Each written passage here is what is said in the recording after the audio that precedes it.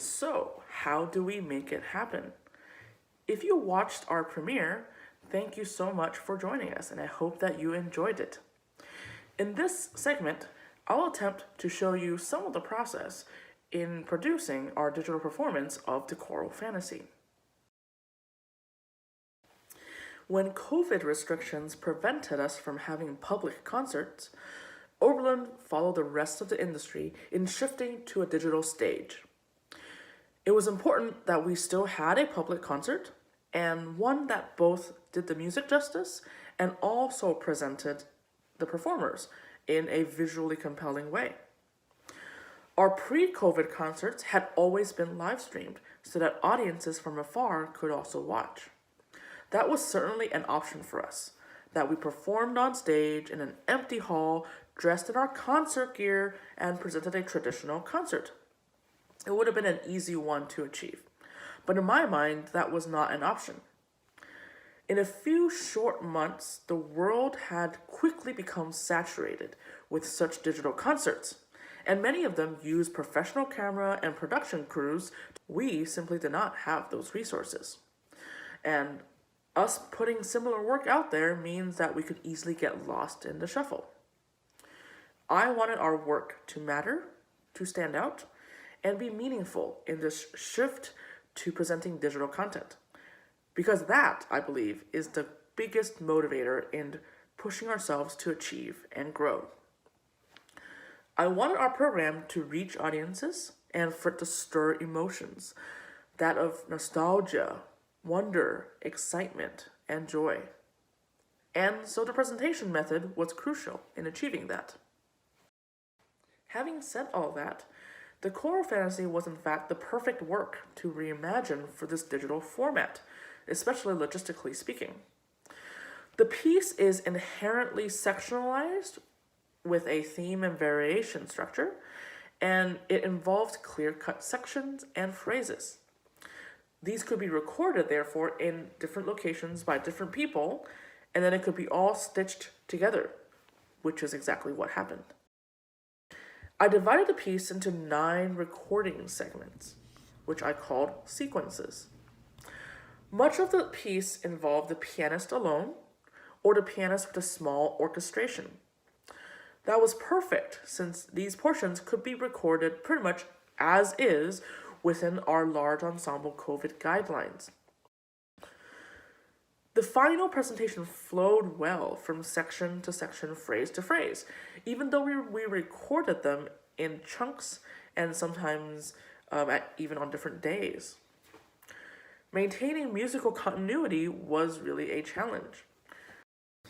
Here's how we stitched together sequence 5 into sequence 6. You'll see in the score that the piano line is continuous. Here's the end of our recording for sequence 5.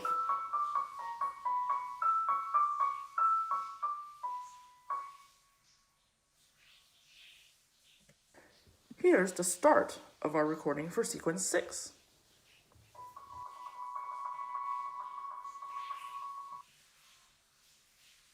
And here's the final product, overlapping and stitching together these two sequences, creating as seamless of a transition as possible.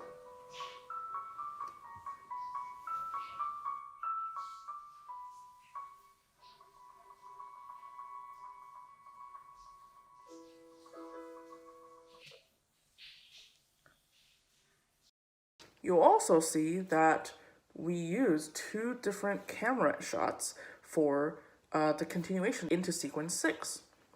And you'll see that they were actually shots from 2 different takes. And that is our other little secret. While the audio was taken from always a single run-through, the video segments often were not. If you look closely, you'll see that sometimes the musicians' clothes changed because the various shots were actually taken on various days at different times. There were only 3 sections in the piece that involved full orchestral forces, and those were the places where more surgery was required, and it was also where I saw opportunity to fold in our remote musicians, including those at the University of Rochester.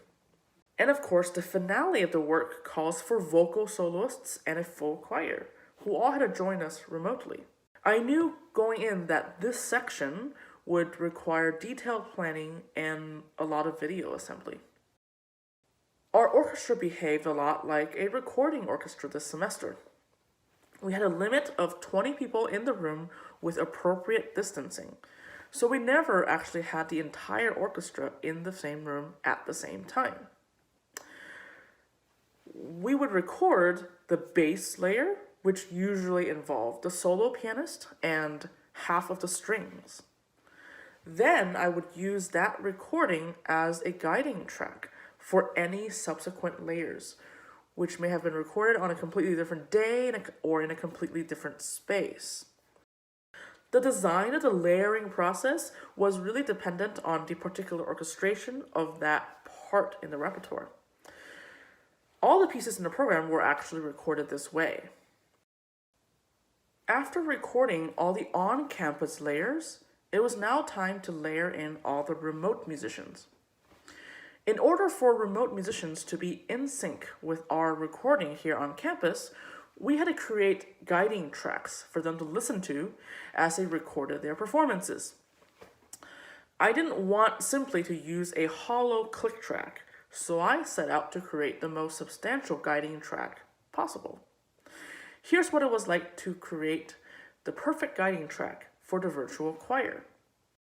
After combining all the layers I already had on campus, which involved the piano and all the orchestral portions, I sent that out to the 6 vocal soloists who used that to record their own performances.